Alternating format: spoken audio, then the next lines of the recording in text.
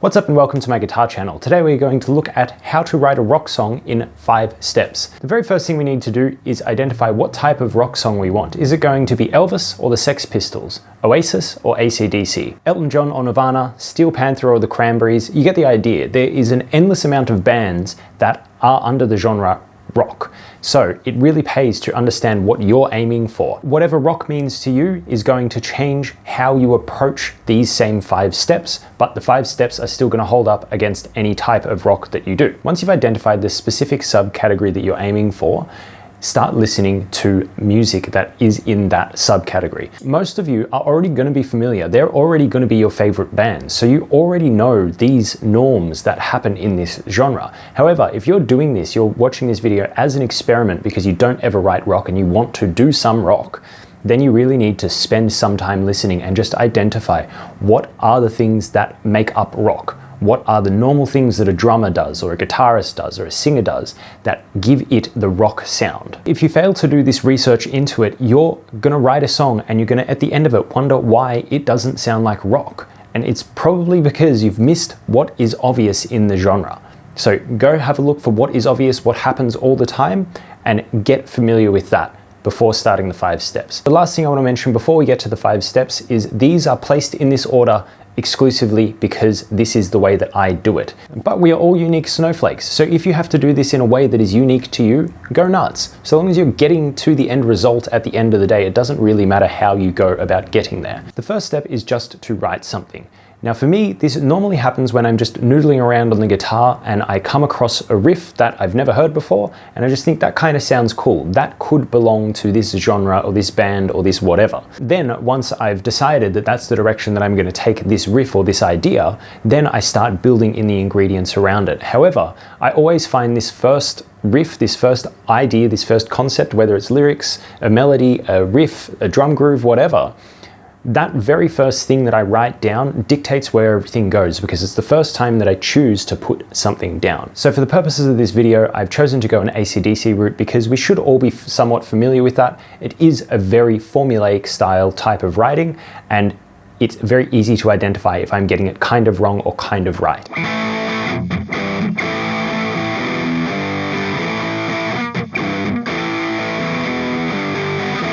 It's worth noting here that I am going to skip over a lot of details because a lot of these details are going to come from the norms, the tone that you use on your guitars, the tempo, the key, anything like that, the length of the song, the structure of the song, anything like that. You're going to know what normal things happen when you listen to a bunch of your other music. I'm going to assume that you already know that stuff because there's too many variables and I can't cover them all in this video. So let's flesh that idea out just a little bit, add some drums, some bass, and another guitar in there.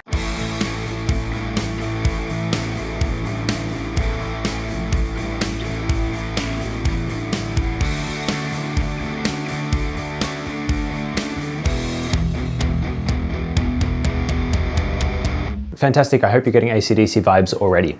So at this point, I step into stage 2, which is to map out the structure of the song. To me, this riff feels like a verse, so I'm going to treat it as a verse. That means I need an intro, I need a chorus, I need a bridge, I need an outro, and that will pretty much be most of the ingredients for the song. So in general, when you're writing a song, you want the verse to be something that drives the song along. So you want it to be clamping down and building somewhere. Whereas you get to the chorus and you want that to explode, you want that to pay off, you want the listener to be rewarded with everything that they've heard before. You want to get to the chorus and think, wow, we're here, this is awesome, I'm loving life.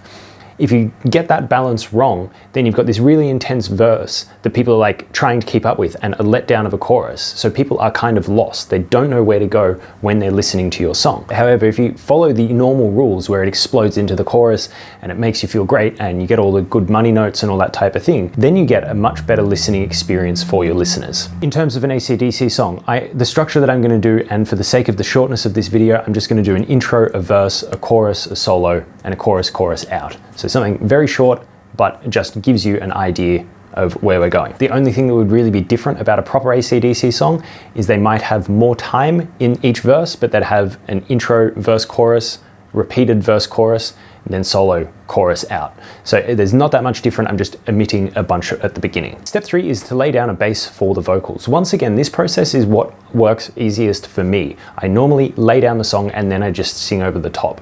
So if we're following that idea, I've only got a verse riff at the moment. So I need a chorus riff, I need an intro, and I need an outro because of how I'm structuring the song. As I said earlier, the chorus, I want it to kind of explode into the chorus and have a payoff. So I've got kind of a bit of a groove going, and it's definitely like a driving, moving along thing. And as it builds into the chorus, you're going to feel that anticipation into the chorus. Now, very lazily and typically, I'm just going to have some big open chords that allow us to feel the relief, to feel open, to feel free, and to get to the groove of the song, right? Rather than there being anything confusing going on, it's just kind of like, oh, I can relax while I listen to this and just enjoy it. So here's my chorus.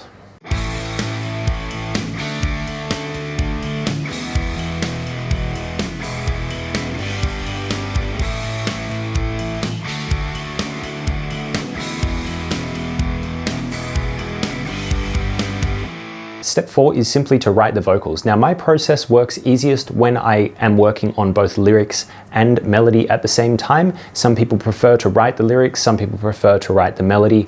I find it easiest to just kind of do both at the same time because words have a natural rhythm, they have a natural melody. So if you've got those words written down and you're following the natural melody of it, it's so much easier to get a full melody out, in my opinion, than it is if you're trying to force two ideas together. But if the way that you write is to do lyrics and melody separate and then try and force them together somehow, then go and do that. Do whatever you need to do. One of the very serious limitations with me doing an ACDC song is I have a bass to baritone voice. It's definitely on the very deepest end of the scale there, and I simply cannot get the same highs that he can, and not only that, he sounds a lot better than me when singing up there.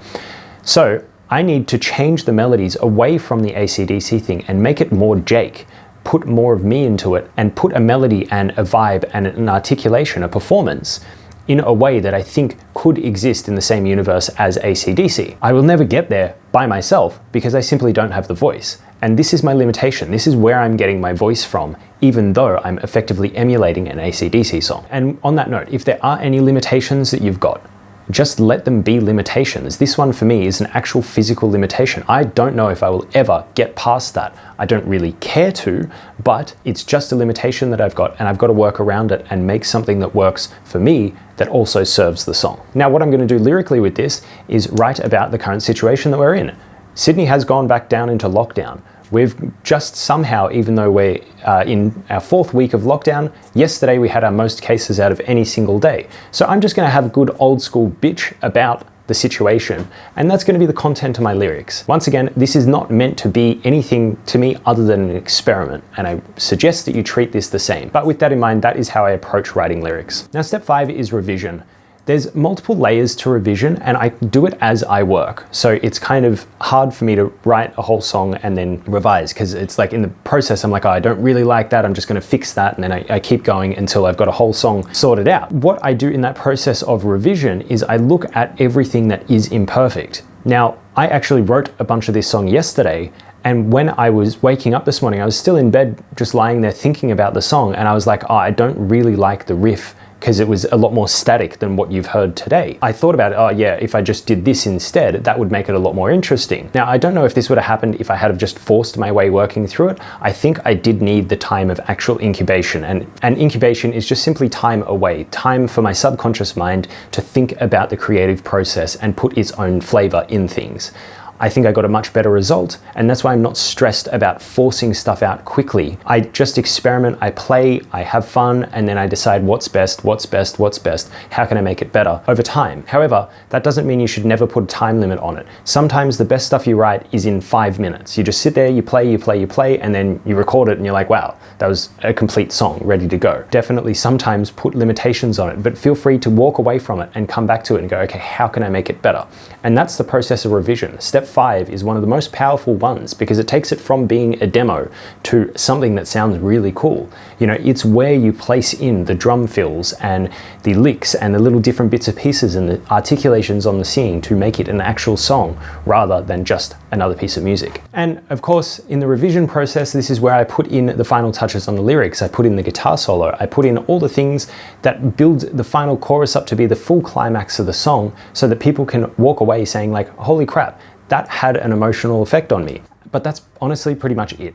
So to close out this video, I'm going to play you the little song that I wrote for this video. While you're listening, give me a like, give me a subscribe if you haven't already. What style of song do you want to write? If you have a song that you've loved for years, but you just don't know how the composer approached writing something like this, please leave it in the comments below and I'll make another video like this for you explaining the process of how you can do that yourself. Other than that, I hope you enjoy the song and I will see you next week. Bye.